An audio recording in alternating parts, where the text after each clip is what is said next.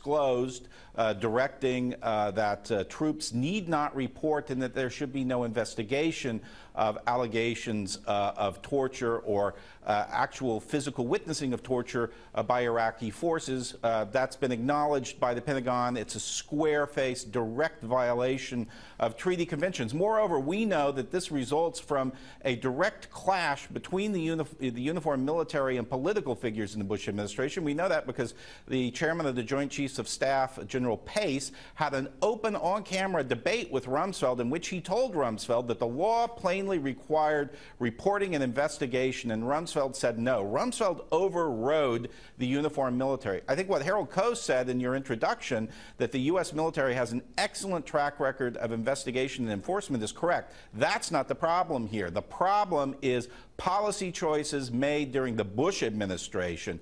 You know, I think the U.S. has got quite a problem on its hands accounting for this. What it needs to do, first and foremost, is convincingly demonstrate that that Bush-era policy has been reversed. I think the Pentagon's attempting to demonstrate that now. Christina Finch, your thoughts on this? The State Department legal advisor there, who was just quoted, also said that the U.S. is turning the page on Bush-era practices. Waterboarding may have stopped in Guantanamo Bay after President Obama said it did amount to torture, but there are still significant black holes on there in terms of what goes on in Iraq and Afghanistan. We perhaps know more than we did a few years ago what the military is doing, but do we know what the CIA is or isn't doing in some countries under the cover of the war on terror? Well, I think that's why Amnesty is calling for accountability. We're calling for closure of Gitmo and accountability measures to take a look at what has happened in the Bush era. This administration has made it very clear that we do not torture. And what we're looking for now is, again, sunlight is the best disinfectant. What we'd like to see is accountability, an end to military trials, and an end to Gitmo and secret prisons. And is that something we're likely to see anytime soon, Niall Gardner? You're not going to see Guantanamo close. I don't think even the Obama administration has the appetite to do so. There is tremendous public support for keeping Guantanamo running. This is a prison that has been exceptionally well run, and it's open to tremendous public and international scrutiny, and it's been very effective in protecting the United States. But I don't see any real appetite on the part of the White House at the moment to close Guantanamo. And if it chose to seek that route, it would find tremendous opposition on Capitol Hill and also from the U.S. public as a whole, who have overwhelmingly supported keeping Guantanamo open in numerous opinion polls. But Scott Horton, is it just about Guantanamo Bay? There's also Bagram, isn't there, where you have hundreds of detainees still believed to be there, and recent interviews by human rights investigators show that some of the former detainees claim to have been tortured after Obama took office. Yes, I mean, roughly, we have less than 200 there. So Guantanamo may, in fact, not be closed, but it's being wound down progressively. And I expect certainly in the next couple of years it will be brought to a conclusion. Guantanamo has been a disgrace.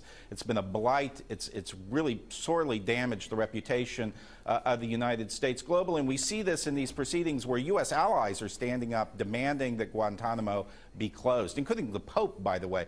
But Niall does not address at all the accountability issue. That is the major question. And, you know, I think there's a good reason why Niall can't address it, and that is in the criminal investigations that are already open into torture allegations. And by the way, 9 different countries have criminal investigations pending right now, focusing on allegations of torture by the United States, mostly by the CIA. One figure emerges as the principal potential defendant, and that's David Addington, who's Niall's boss at the Heritage Foundation. He was chief of staff to Vice President Cheney. He has emerged as the clear architect of the policy of torture. And he's the person who, frankly, should be the subject of accountability process. The law requires an investigation. It doesn't require prosecution. Let's have Niall Gardner respond to this. I suspect you'll disagree with these statements, won't you? This idea that the United States has been roaming the world torturing people is frankly ridiculous. And I would emphasize that the United States has been the leading force for freedom in the world for a very long time. And we should be focusing upon the fact that the United States has made huge sacrifices, along with key allies like Great Britain, for example, in the defense of freedom, the liberation of 50 million people in Iraq and Afghanistan. We're also fighting a global war against a vicious enemy that seeks our destruction. And I do think it's extremely counterproductive for so-called sort of human rights organizations to be lecturing the United States, claiming torture, making all sorts of allegations against the most powerful defender of freedom and democracy on the world stage. Right, well, your focus should be upon real human rights abuses, not upon your own country. Let's look at that then. Christina Finch, let's turn the tables around. Should the United States go around the world lecturing other countries about their human rights records when it continues? And Obama has said since he took office that he will continue the practice of so-called extraordinary rendition, which frankly is a misnomer, isn't it, to the practice of kidnapping terrorist suspects and sending them to other countries where they very well may be tortured, as has happened in the past. Well, I think we need to get away from American exceptionalism. Our human rights record should be subject to scrutiny by other countries, just as the record of other countries should be scrutinized. And I do take issue with Niles' point. I actually think that Guantanamo and some of the abuses conducted in the war on terror hurt our national security.